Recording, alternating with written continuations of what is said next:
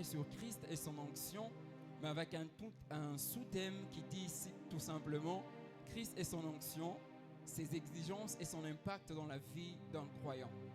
Christ et son onction, ses exigences, son impact également dans la vie d'un croyant. Alors je n'aimerais pas aller plus loin avant d'entrer dans le vif de mon message. Vous allez un peu souffrir. Ça ne sera pas pour moi une manière biaisée de ne pas toucher et définir certains concepts de ces thèmes, mais j'aimerais le faire d'une manière kangourou pour ne pas vraiment trop m'attarder sur ça, parce qu'on nous a déjà défini c'est quoi Christ, c'est quoi l'onction, et je crois que par là nous allons commencer. Mais moi je ferai une définition d'une manière kangourou afin de me permettre de bien entrer dans mon message. Alors, lorsqu'on parle de l'onction dans le contexte biblique et spirituel, vous allez comprendre ensemble avec moi, frères et sœurs, que l'onction c'est une puissance surnaturelle du Saint-Esprit qui habilite une personne choisie pour Dieu, pour une mission spécifique. C'est-à-dire que lorsque Dieu donne une mission à une personne, une onction plutôt à une personne, des capacités à une personne, c'est pour une mission spécifique, c'est-à-dire pour accomplir son œuvre sur la terre des hommes. Cette œuvre peut être le ministère, cette œuvre peut être le service dans lequel nous sommes en train de faire. Alléluia. Ce sont des capacités que Dieu accorde à une personne afin d'accomplir une mission spécifique qui est simplement attachée à sa vie. Cette onction, elle confère également des attributs divins pour accomplir des tâches qui dépassent les capacités humaines ou des capacités naturelles. C'est-à-dire que lorsque Dieu donne une onction à une personne, c'est-à-dire il attribue des capacités spirituelles qui dépassent les capacités humaines et les capacités naturelles d'un homme. C'est-à-dire que lorsque Dieu dépose cette onction sur la vie d'une personne, il lui accorde cette force, il lui accorde cet attribut, il lui accorde des capacités humaines et naturelles afin d'accomplir une tâche quelconque dans sa vie. J'entends quelqu'un me dire Amen. L'onction également est démontrée par des actions concrètes, plutôt que par de simples théories.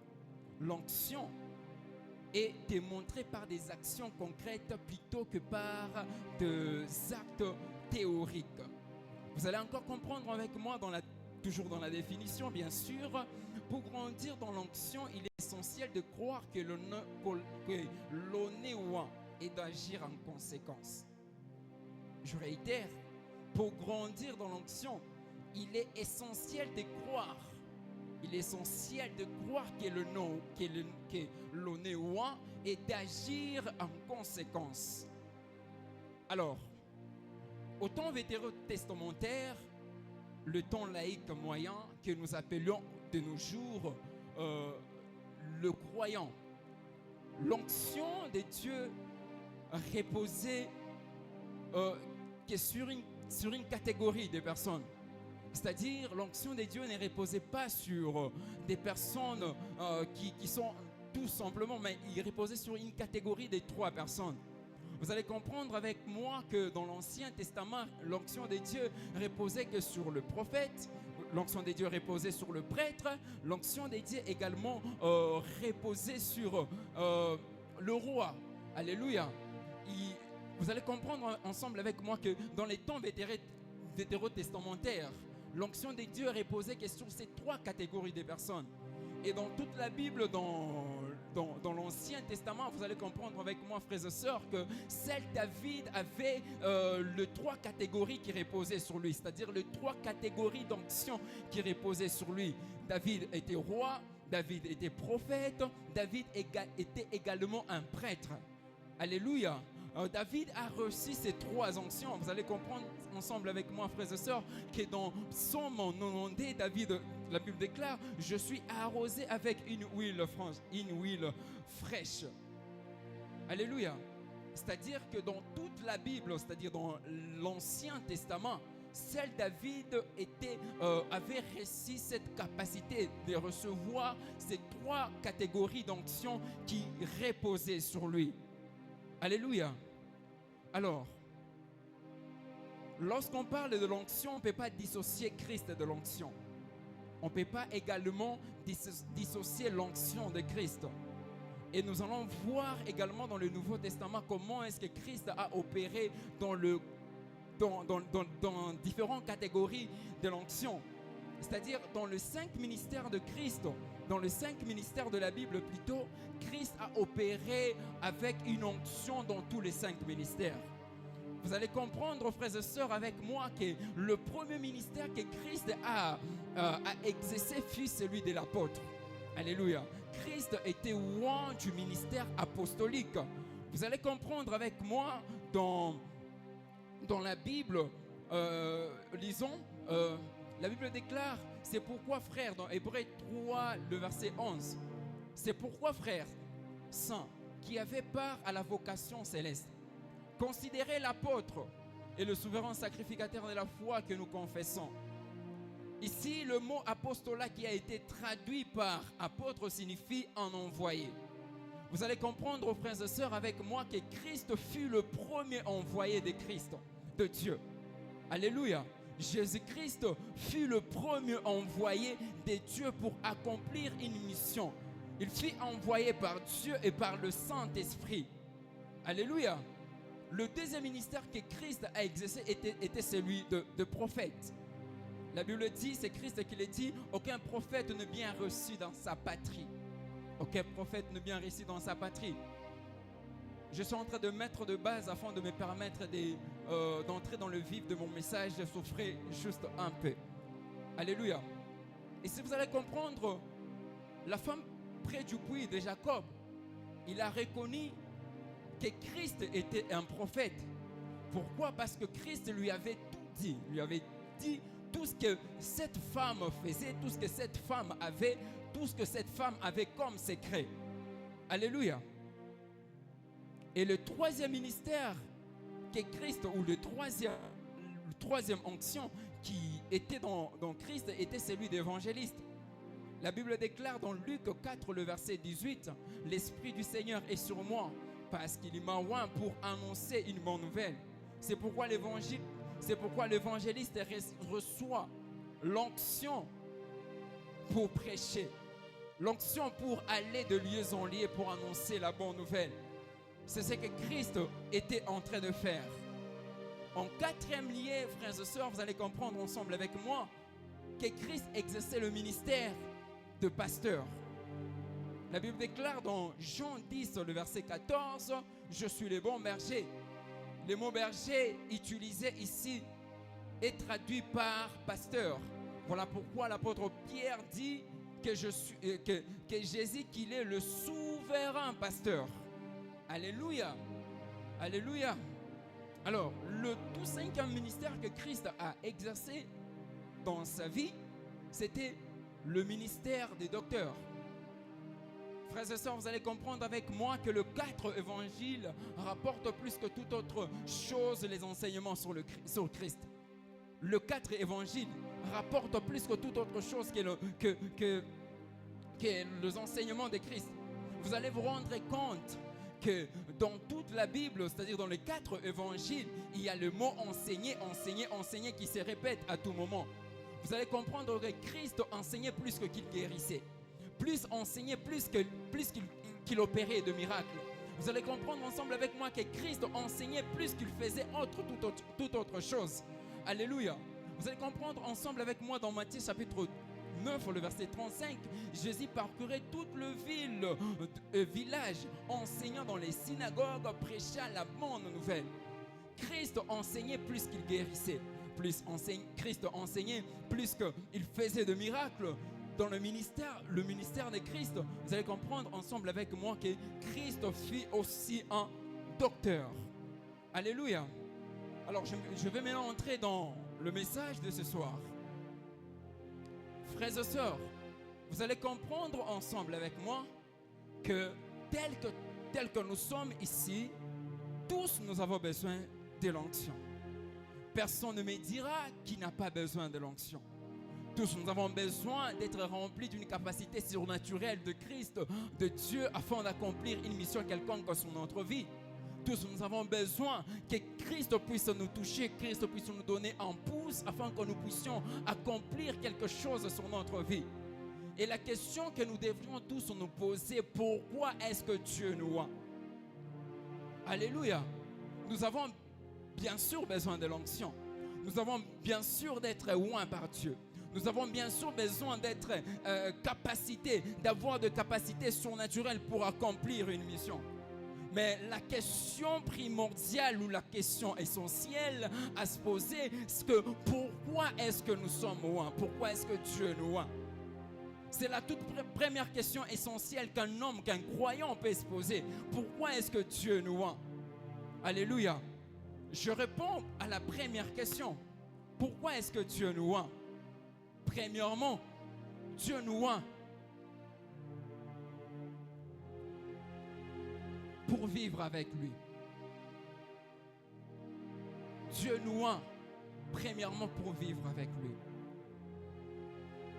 Jean chapitre 1er, le verset 12, la Bible déclare: mais à tous ceux qui l'ont reçu, à ceux qui croient à son nom, il les a donné le pouvoir de devenir enfants de Dieu. Il ne les a pas premièrement donné le pouvoir de régner sur la terre, ni d'avoir de maison, ni d'avoir de richesse. Premièrement, Dieu nous a oints pour devenir son enfant. Le tout premier pouvoir que Christ nous a donné, c'est pour devenir son enfant. Ce que vous allez comprendre ensemble avec moi, frères et sœurs, même quand Christ choisissait ses disciples, la Bible déclare dans Marc 3, le verset 14, il en établit 12 pour les avoir premièrement avec lui. Avant de les envoyer en mission, il les a d'abord établis pour être avec lui. Christ nous oint premièrement, c'est pour vivre pour lui. Pour vivre pour lui, pour vivre et être en lui. Lorsque je parle du pouvoir divin, il est impossible de vivre sur la terre si nous ne vivons pas pour Christ. Il est impossible d'avoir de l'impact sur la terre si nous ne vivons pas pour Christ. Christ nous oint premièrement, c'est pour vivre avec lui. Avant de nous envoyer en mission, avant de nous donner les capacités, les potentiels que nous cherchons, Christ nous oint premièrement, c'est pour être avec lui. Voilà pourquoi le tout premier exemple dans le Nouveau Testament, même Christ nous a enseigné lorsqu'il a choisi ses disciples. Il ne les a pas choisis premièrement pour les envoyer, mais il les a choisis d'abord pour être avec lui. Alléluia. Je suis en train de mettre de base et pour cela je crois que Dieu va vraiment nous aider. Pourquoi est-ce que Dieu nous oint? Deuxièmement, c'est pour accomplir une mission avec Christ.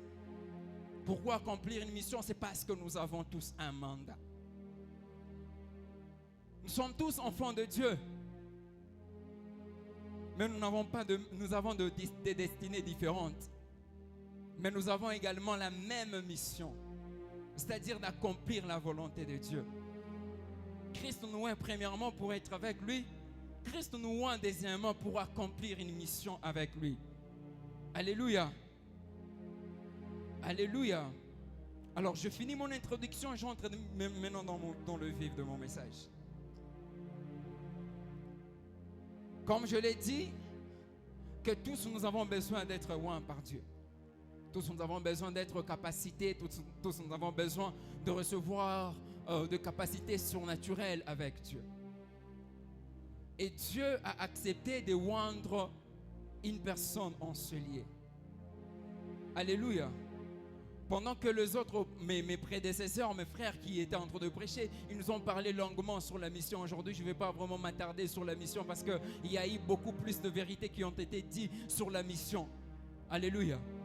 Tous nous avons besoin de l'onction. Et ces onctions ont des exigences. Ces onctions ont des normes. Dieu nous est bien sûr. Dieu nous aime bien sûr. Mais ces onctions ont des exigences. C'est-à-dire des normes qui permettent que l'onction que Dieu a déposée en nous afin que cette onction puisse croître. Alléluia. Je suis en train de parler des exigences de l'onction. Vous ne verrez jamais une onction qui n'a pas d'exigence. Vous ne verrez jamais une onction qui n'a pas de normes. Vous ne verrez jamais une capacité que Dieu donne ou une mission que Dieu confie à une personne sans pourtant lui donner des exigences, sans pourtant lui donner des normes à suivre afin d'accomplir la volonté. Alléluia. Je parle sur les exigences des onctions. La toute première exigence, on garde ce qu'on a reçu de Dieu comme Dieu. La toute première exigence que l'onction de Dieu qu'il a déposée en nous, Dieu nous demande de garder ce que nous avons reçu en lui qu'en lui. Proverbe chapitre 4, le verset 23. La Bible déclare: garde mon cœur plus que toute autre chose, car de lui viennent les sources de vie. Plus nous essayons de contrôler les circonstances, plus nous nous affaiblissons. Garder l'onction veut dire sélectionner ce qui doit entrer et ce qui ne peut pas entrer. Garder l'onction de Dieu qu'il a placé en nous pour le garder en lui, il faut sélectionner ce qu'on doit faire entrer en nous et ce qui doit sortir de nous. Alléluia. N'avez-vous jamais vu quelqu'un qui a été oint par Dieu? N'avez-vous jamais vu quelqu'un qui a été impacté par Dieu? Quelqu'un qui a été un renommé de Dieu, mais qui ne sait pas comment garder l'onction de Dieu en lui? Si tu veux garder l'onction, les capacités que Christ a placées en toi, il faut que tu les gardes seulement en lui. La Bible déclare dans Matthieu chapitre 15, le verset 11, ce n'est pas ce qui entre dans la bouche qui suit l'homme, mais c'est ce qui sort de la bouche de l'homme qui le suit. Alléluia. Il faut garder ce que Dieu a placé en toi pour lui et le garder pour lui. Alléluia. L'onction que Dieu a placée en nous. La toute première exigence, j'y arrive, on doit garder ce qu'on a reçu de Dieu qu'en Dieu. Qu'est-ce que tu as reçu de Dieu? Tu as beaucoup plus demandé que Dieu puisse te oindre. Comment est-ce que tu dois le conserver? Comment est-ce que tu veux le garder? La première des choses que tu dois faire dans ta vie, c'est de garder ce que tu as reçu de Dieu qu'en Dieu. Je rejoins certains prédicateurs qui disent: ce que j'ai reçu en prière, je le garderai toujours en prière. Ce que j'ai reçu à genoux, je le garderai toujours à genoux. Ce que j'ai reçu en prière, je le garderai toujours en prière. Alléluia. Garde le cœur, garde mon cœur plus que toute autre chose. L'onction, on doit garder son cœur, veut dire sélectionner ce qui doit entrer, ce qui doit sortir. La deuxième exigence, vous allez comprendre, frère, une chose. On ne peut pas perdre le don, mais on peut perdre l'onction. Je pèse mes mots. On ne peut pas perdre le don, parce que Dieu ne se répand jamais de ses dons. Mais on peut perdre l'onction, ce qui est sûr. Comment est-ce qu'on peut perdre l'onction? C'est lorsque, dans ce que Dieu a placé en toi, Dieu ne trouve pas gloire dans tout ce que tu es en train de faire. Dieu t'a donné des capacités surnaturelles et Dieu ne trouve pas gloire dans tout ce qu'il a placé en toi. Dieu t'a donné les capacités, il t'a donné, quand on parle des capacités surnaturelles, on ne fait pas seulement allusion aux 5 ministères, on peut faire allusion à la bénédiction que Dieu a donnée. Dieu t'a donné de l'argent, comment est-ce que tu les gardes? Dieu t'a donné des capacités surnaturelles. On peut pas perdre le don, mais on peut perdre l'onction. Alléluia. Saoul a été destitué par la désobéissance. Moïse n'a pas vu Canaan parce qu'il a désobéi à Dieu. Alléluia. On peut perdre l'onction, mais on ne peut pas perdre le don. Alléluia. La troisième des choses, une onction bien entretenue peut engendrer une grande destinée. L'onction que tu entretiens très bien peut engendrer une très grande destinée. L'apôtre Paul dit à Timothée: veille sur toi-même et sur ton enseignement. Persévère dans ces choses, car en agissant ainsi, tu te sauveras d'abord toi-même et tu sauveras ceux qui t'écoutent. Alléluia. Une onction qui est bien entretenue. Une onction qui est bien entretenue peut engendrer une grande destinée. Une onction qui est bien entretenue peut engendrer une très grande destinée. La troisième des choses parmi les exigences de l'onction, il faut être humble. Alléluia. Il faut être humble. Je rejoins mon frère Emmanuel qui a dit, on ne reçoit pas l'onction pour épater, mais on reçoit l'onction pour impacter. L'onction que Dieu a déposée en toi n'est pas synonyme d'être un orgueil. Les capacités surnaturelles que Dieu a dépassées en toi n'est pas la cause qui te fera à ce que tu puisses prendre la tête et ne pas et prendre tout le monde comme s'ils étaient moins que toi. Pour mieux garder ce que Dieu a déposé en toi, pour mieux garder ce que Dieu a placé en toi, il faut être humble. La Bible déclare dans Proverbe 15, le verset 33, la crainte de l'Éternel enseigne la sagesse et l'humilité précède la gloire. La crainte de l'Éternel enseigne la sagesse et l'humilité précède la gloire. Qu'est-ce que tu fais? Dieu t'a donné une onction prophétique. Cela ne te permet pas de commencer à faire avec autre chose ou bien de bêtises. Dieu t'a donné de l'argent. Cela ne te permet pas de commencer à voir les autres comme s'ils étaient moins que toi. Il faut être humble pour garantir ton onction. Il faut être humble. La cinquième des choses, il faut avoir de la bonne compagnie. Alléluia.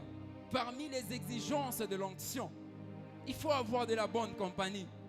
La Bible dit dans Psaume 1er, le verset 1, « Heureux l'homme qui ne marche pas selon les conseils de méchants, qui ne s'arrête pas sur le voie de pécheurs et qui ne s'assit pas en compagnie de moqueurs. »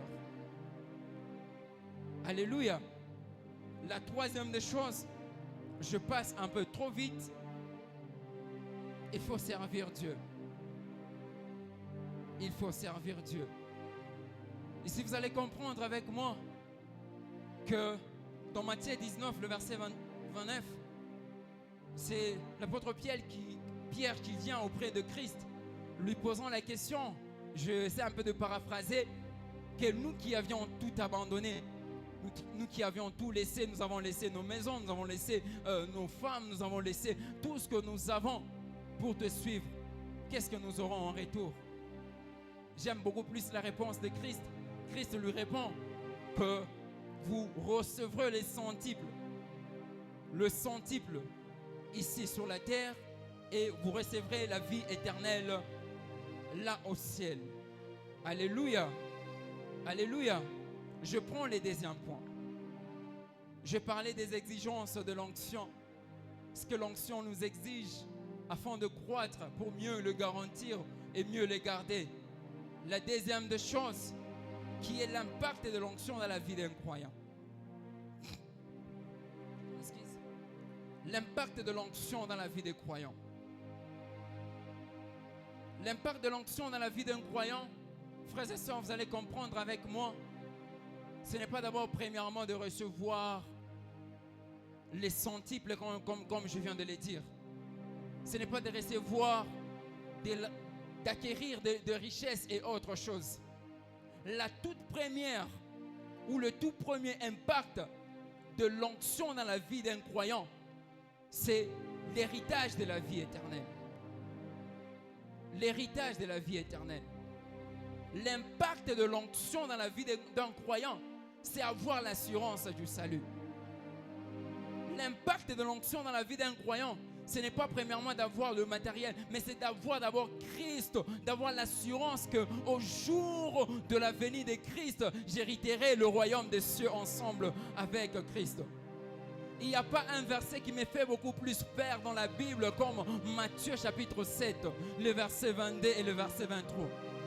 Frères et sœurs, vous allez comprendre avec moi, c'est Christ qui dit, plusieurs me diront en ces jours-là, Seigneur, Seigneur, nous avons prophétisé par ton nom, nous avons chassé des démons par ton nom, nous avons fait beaucoup de miracles par ton nom. Et le verset 23, la Bible dit, alors Jésus leur dit ouvertement, je ne vous ai jamais connu, retirez-vous de moi, vous qui commettez l'iniquité.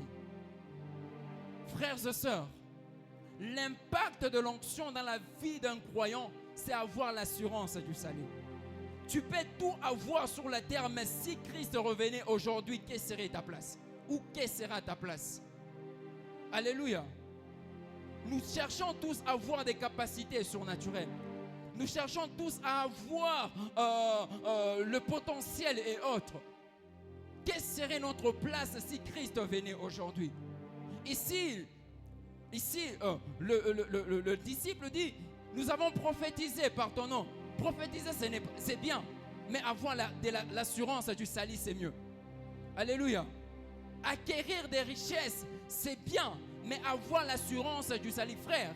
Il n'y a pas mieux dans ce monde que de servir Dieu. Et au jour de sa venue sur la terre, quand il viendra récupérer son église, que Christ te dit, bon et fidèle serviteur, entre dans la maison de ton maître. Frère, avoir des enfants, c'est bien. Avoir des richesses, c'est bien. Mais manquer le salut, c'est quelque chose qui est vraiment mal. Alléluia.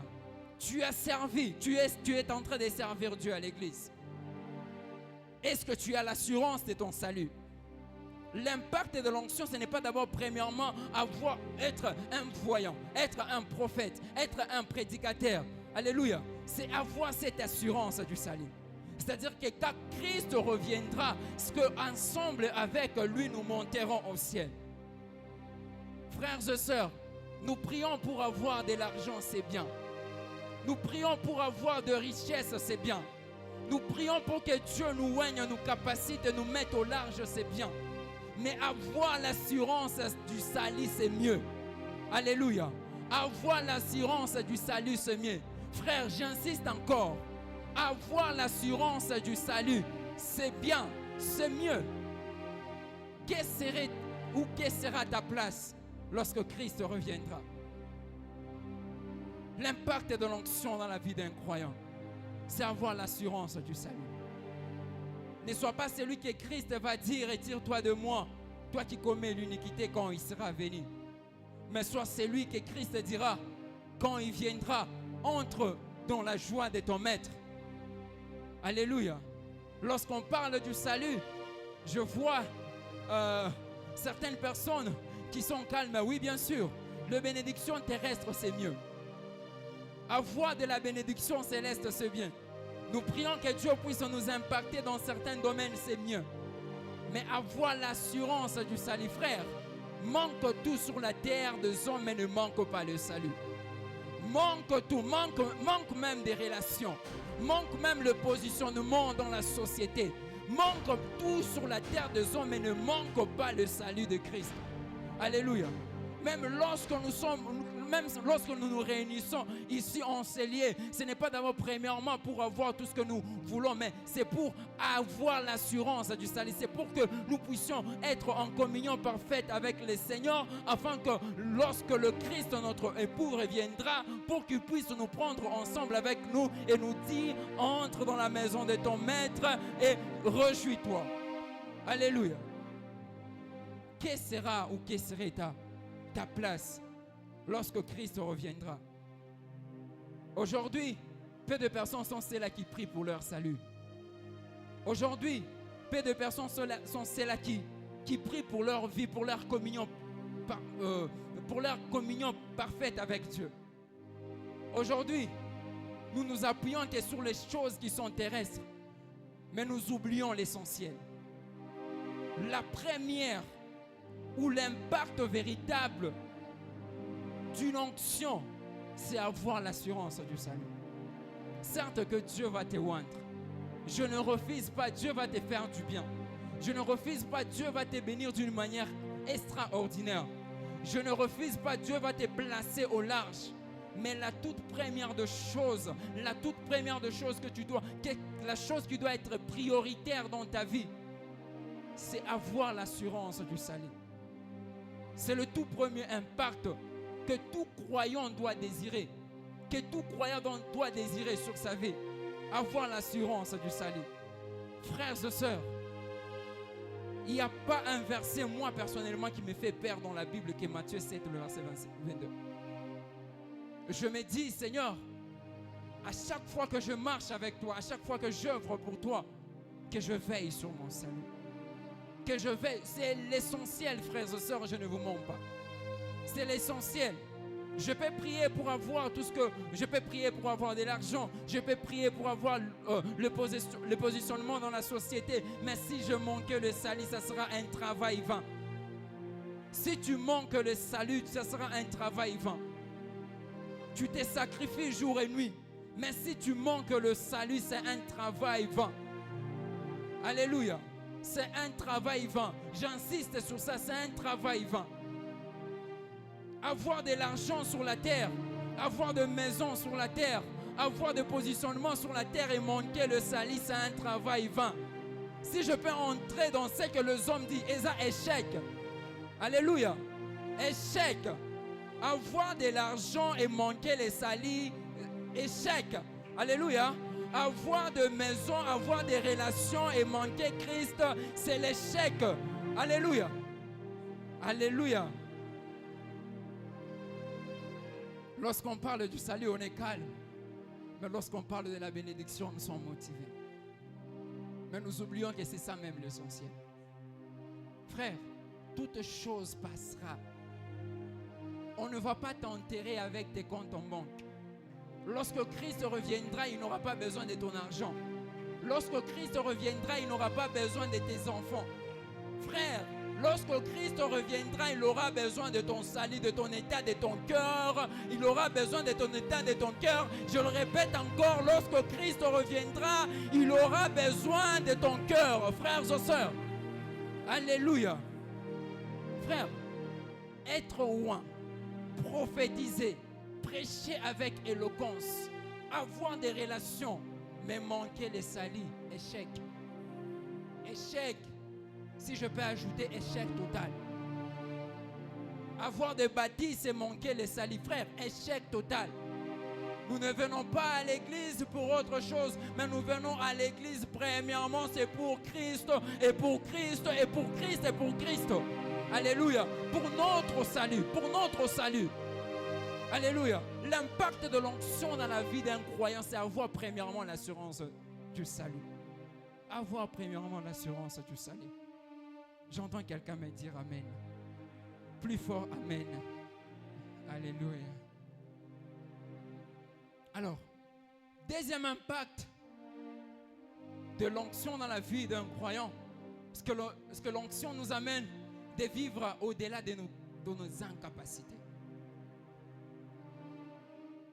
Lorsque je parle que l'onction nous amène de vivre au-delà de nos incapacités, c'est-à-dire que lorsque Dieu dépose l'onction sur nous, c'est pour que nous puissions vivre au-delà des attentes des choses terrestres. C'est pour que nous puissions vivre au-delà de nos propres attentes. C'est-à-dire, on ne va pas compter sur nos propres capacités, mais Christ nous amène au-delà de nos capacités. Alléluia. L'onction, l'impact de l'onction dans la vie d'un croyant, c'est que cette onction vient amener une touche particulière afin que tu puisses vivre au-delà de tes capacités. Afin que tu puisses vivre au-delà de tes diplômes. Afin que tu puisses vivre au-delà de tes relations. Afin que tu puisses vivre au-delà de tout ce que tu entreprends. Lorsque Dieu voit une personne, c'est pour l'amener à vivre le surnaturel de Dieu sur la terre. C'est pour l'amener à vivre ce que les hommes ne peuvent pas comprendre. Pourquoi? Parce que c'est Dieu qui va le faire. Et lorsque Dieu fait quelque chose, il laisse toujours des traces. Alléluia. Lorsque Dieu voit une personne, c'est même le pourquoi vous allez comprendre, frères et sœurs. Vous allez voir, il y a certaines personnes dans la vie où la monaka tu n'as pas la vie. C'est-à-dire que Dieu vient et déposer l'onction sur lui. Il lui donne des capacités afin de vivre au-delà des attentes des hommes. C'est-à-dire que cette personne n'avait pas autrefois les capacités de faire certaines choses aisément, mais Dieu vient lui donner les capacités afin de faire des choses qui dépassent l'entendement des humains, qui dépassent l'entendement des hommes, qui dépassent l'entendement, qui dépassent les capacités des hommes. Alléluia. Lorsque Dieu amène, lorsque Dieu voit une personne, c'est pour l'amener à vivre au-delà des capacités. Et je prie ce soir, si tu étais limité, si tu avais des incapacités, que Dieu t'amène à vivre au-delà de tes incapacités et que tu puisses témoigner de la main et de la puissance de Dieu. Je pensais que j'étais en train de parler sur ta vie. Je prie et m'appuyant sur l'alliance de notre Père, le pasteur Jonathan, afin que Dieu puisse t'amener à vivre au-delà de tes incapacités, à vivre au-delà de tes limites. Alléluia. Voilà pourquoi dans Zacharie 4, le verset 6, la Bible déclare, c'est Zacharie qui dit, c'est ici la parole que l'Éternel adresse à Zorobabel. Ce n'est ni par la puissance, ni par la force, mais c'est par l'Esprit, dit l'Éternel des armées. Alléluia. Il y a des choses que Dieu va faire avec toi durant cette année 2026, qui ne sera pas ni par tes propres pensées, ni par ta force, mais parce qu'il y aura une touche particulière de Dieu sur ta vie qui t'amènera à vivre une exception totale sur ta vie. Alléluia. Il y aura des choses que Dieu fera avec toi dans le ministère, où tu te demanderas toi-même, ce n'est ni par mes forces, par ma force, ce n'est ni par mes sacrifices, mais c'est parce qu'il y a un Dieu puissant qui a mis une touche particulière afin de t'amener à vivre une vie au-delà de tes limites. Alléluia. La troisième chose, je crois que je vais citer par ici. Lorsque l'impact de l'onction dans la vie d'un croyant, c'est que Dieu nous amène à vivre une vie de distinction. Lorsque Dieu oint une personne, c'est pour l'amener à vivre une vie de distinction. Lorsque Dieu te oint, c'est pour t'amener à vivre une vie différente qui sera différente de ton ancienne vie. Frères et sœurs, vous allez comprendre ici avec moi que Joseph vivait une vie distincte. Pourquoi? Parce que même Joseph dans la maison de son père, il était distingué. Joseph, lorsqu'il est entré en prison, il était toujours distingué. Joseph, lorsqu'il est entré dans la maison du roi, il était toujours distingué. Pourquoi? Parce qu'il y avait une touche particulière qui était avec lui. La Bible dit que tout ce que Joseph touchait dans la maison de Potiphar lui réussissait parce que Dieu était avec lui. Alléluia. La toute dernière impact que j'aimerais nous parler, Dieu nous amène à vivre une vie de distinction. Alléluia. La distinction que je suis en train de faire allusion ici, c'est la distinction que Dieu va t'amener à le vivre dans ta vie financière. Où Dieu va te distinguer d'une certaine manière. La distinction que je suis en train de faire allusion ici, c'est que Dieu va t'amener à vivre une vie distincte où toi-même tu commenceras à te poser des questions. Comment est-ce que c'est arrivé? Et tu diras que c'est parce que Dieu est avec moi. Alléluia. Vous allez voir, vous allez comprendre, lorsque Dieu oint une personne, c'est pour l'amener à vivre une vie de distinction. Alléluia. Alors, nous allons lire un verset. Je crois que c'est par ici que nous allons finir et puis prier. Malachie chapitre 3, le verset 18. Et vous verrez de nouveau la différence entre le juste et le méchant, entre celui qui sert Dieu et celui qui ne sert pas Dieu. Alléluia. Vous verrez de nouveau. Oh non, vous verrez de nouveau la différence entre le juste et le méchant. Ma prière ce soir, m'appuyant sur l'alliance de papa, que Dieu t'amène dans une saison où tu dois voir de nouveau une différence dans ta vie financière. Je suis en train de parler sur la vie d'une personne. C'est-à-dire que Dieu va t'amener dans une saison où tu vas vivre une différence. Est-ce que quelqu'un peut dire avec moi désormais? Est-ce que quelqu'un peut dire avec moi désormais? Je prie et demande à Dieu que désormais que Dieu puisse t'amener à vivre une vie distincte. Là où tu échouais autrefois, que Dieu puisse t'amener à réussir.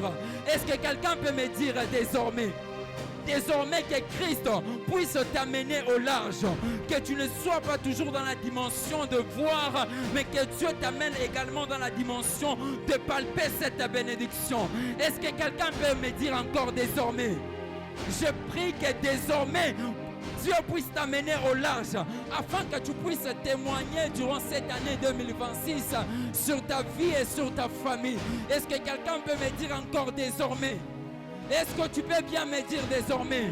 Désormais, toi qui n'étais pas marié, je prie que Dieu puisse t'accorder le mariage afin que tu puisses témoigner de Dieu durant cette année 2026. Est-ce que tu peux me dire désormais? Désormais, toi, tu n'avais pas d'enfant. Je prie que Dieu puisse t'emmener dans une saison où tu toucheras tes enfants et tu témoigneras de la vie de Dieu. Est-ce que quelqu'un peut me dire désormais? Est-ce que tu peux encore me dire désormais? Désormais, toi, tu n'avais pas le boulot. Je prie que Dieu puisse t'accorder le boulot afin que tu puisses témoigner de la grâce de Dieu. Est-ce que quelqu'un peut me dire encore désormais?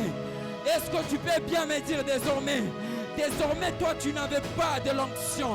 Je prie que Dieu puisse te catapulter et qu'il puisse déposer une onction supérieure afin que tu puisses témoigner de la grâce de Dieu. Est-ce que quelqu'un peut me dire encore désormais? Est-ce que tu peux bien me dire désormais? Dis-moi encore plus fort désormais. J'aimerais déclarer sur ta vie que ce que tu vivais autrefois, que c'est que le malheur que tu es en train de vivre autrefois, je prie que désormais Dieu puisse t'amener au large, que le malheur puisse disparaître de ta vie, que le malheur puisse disparaître de ta vie. Est-ce que tu peux bien me dire désormais? Dis-moi bien désormais. Toi qui étais malade, je prie désormais que Dieu puisse t'accorder la guérison. Est-ce que tu peux bien me dire désormais? Est-ce que tu peux bien me dire désormais que Dieu amplifie désormais tes potentiels, que Dieu amplifie désormais tes capacités? Alléluia. Alléluia. Désormais, Dieu fera des grandes choses avec toi. Désormais, tu vas témoigner de Dieu dans ta vie. Il est temps qu'il y ait maintenant la différence dans ta vie. Autrefois, tu étais en train de vivre une vie comme dans un cercle vicieux. Je prie que désormais, que Dieu puisse bien te bénir. Ah non, non, non, non, non, non, non, non, non, non, non, non, non, non. Je pensais que j'étais en train de parler sur ta vie. Je pensais que j'étais en train de parler sur ta destinée. Je prie que désormais que tu puisses témoigner de Dieu. Que ce soit dans tes finances, que ce soit dans ta famille. Désormais, ile buloji buranza kuangaisha kama maisha yako. Désormais, abustangaisha tena maisha yako. Ah non, non, non, non, non, non, non, non, non, non. Je suis en train de parler sur la vie d'une personne. Dieu m'a oint ce soir afin de te dire désormais, tu ne vivras pas une vie en dents de scie. Tu ne vivras pas une vie en dents de scie. Alléluia. Alléluia. Est-ce que tu peux taper la main de ton voisin en lui disant, désormais, je ne vivrai pas la même vie que j'étais en train de vivre avant. Désormais, Dieu me mettra au large. Désormais, je toucherai mes enfants. Désormais, désormais, je témoignerai de la grâce de Dieu. Désormais, je témoignerai de la grâce de Dieu. Alléluia. Tape bien la main de ton voisin. Tape la main de ton voisin. Dis-lui Kanganga photo. 2026, tu m'as vu comme ça. Désormais, tu ne me verras plus dans la même vie. Dieu fera des grandes choses avec moi. Dieu fera des grandes choses avec moi. Si je ne réussissais pas, désormais, je vais réussir. Si je n'avançais pas, désormais je vais avancer. Si je n'avais pas d'enfants, désormais je toucherai les enfants. Si j'étais malade, désormais je vais guérir. Si j'étais souffrant, désormais,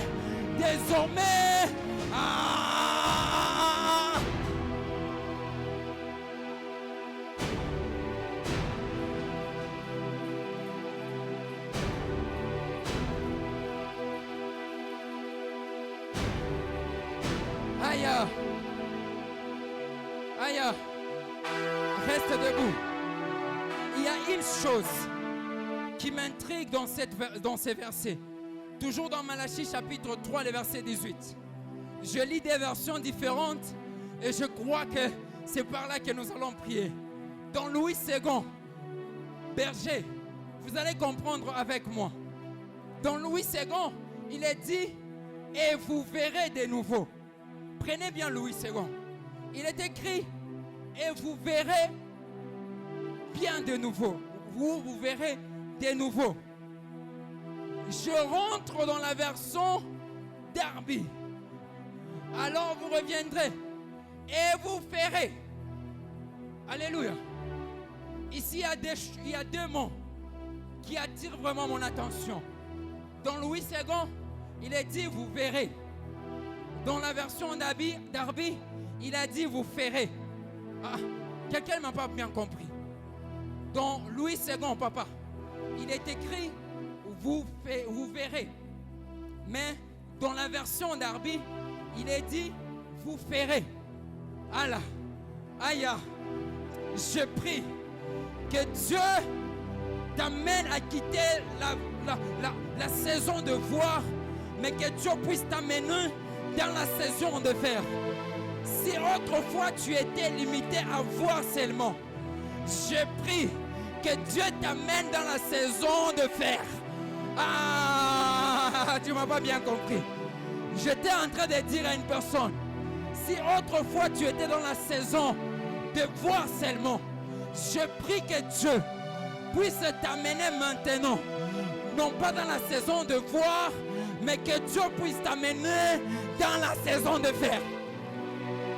Dans la saison de faire. Désormais tu ne verras plus, mais désormais tu feras.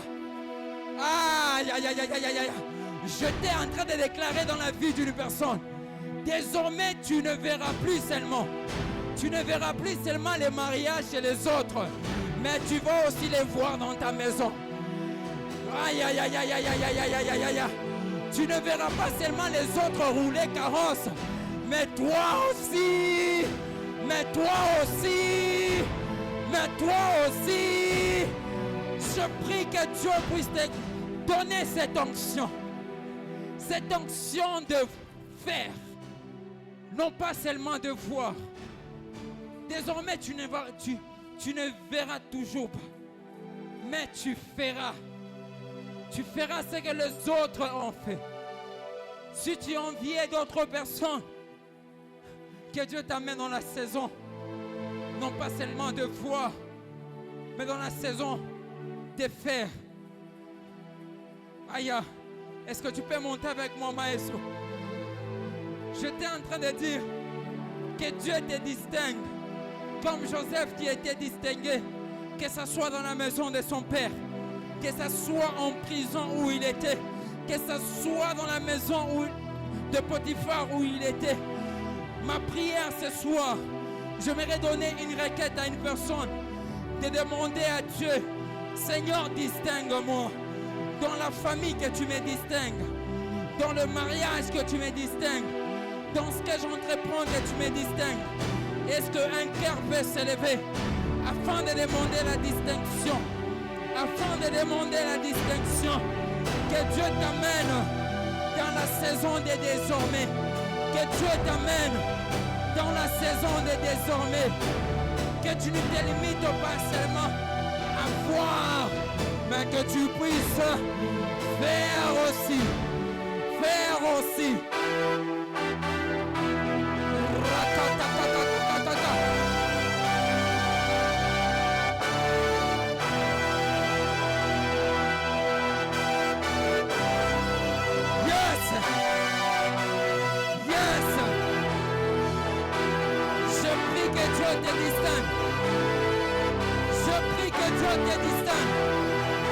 Je ne sais pas de quelle distinction que tu as besoin. Je ne sais pas de quelle distinction que tu as besoin. Que Dieu te distingue dans les affaires. Que Dieu te distingue dans la famille. Que Dieu te distingue dans tout ce que tu entreprends.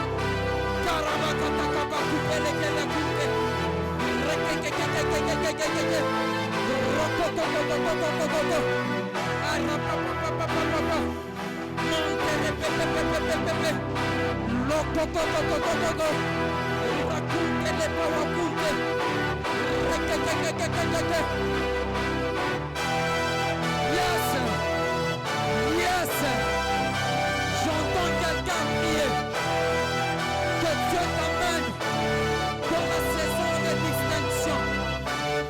Dieu t'amène dans la saison de distinction. Que Dieu te distingue. Que Dieu te distingue dans la famille. Que Dieu te distingue dans les entreprises. Que Dieu te distingue parmi les membres de ta famille. Que Dieu te distingue dans tout ce que tu entreprends. Que Dieu te distingue. Que Dieu te distingue. Est-ce que tu peux élever ta voix? Demande la distinction. Demande la distinction. Demande la distinction. La coute les préleva. Souple lesquels la coute. Mandere pawa coute.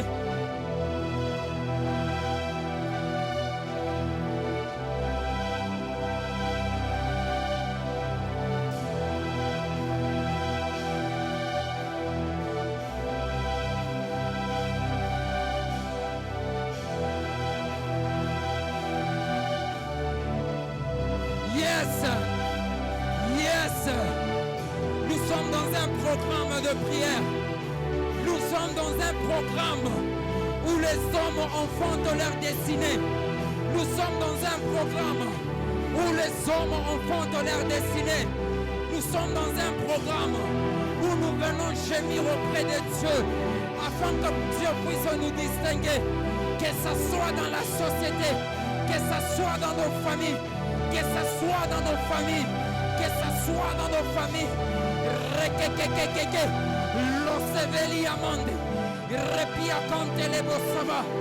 Je prie, éternel Yahweh, que tu puisses me distinguer dans la famille. Je prie, éternel Yahweh, que tu puisses me distinguer parmi, éternel Dieu de gloire, ceux de ma génération.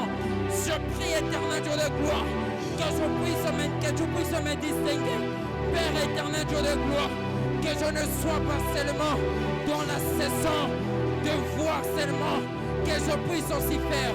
Je prie, éternel Yahweh, dans le nom de Jésus, distingue-moi, que ce soit dans le ministère, distingue-moi, que ce soit dans la famille, Seigneur, distingue-moi, que ce soit dans la société, Seigneur, distingue-moi, que ce soit répépépépé, et kakunte repawa, ropeli amande, les soupeli amande, rekekekeke, l'ose pawali amande, ropeli akante.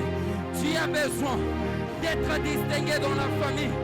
Tu as besoin qu'une touche particulière puisse être imposée dans ta famille.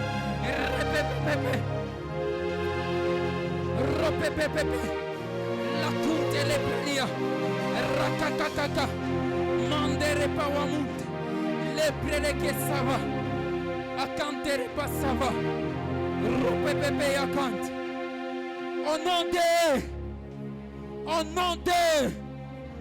nom de la Bible déclare, à tes résolutions répondra le succès.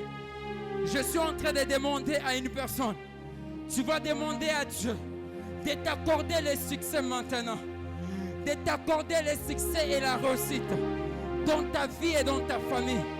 La Bible déclare, à tes résolutions répondra le succès. Que Dieu t'accorde le succès dans la vie. Que Dieu t'accorde le succès dans le mariage.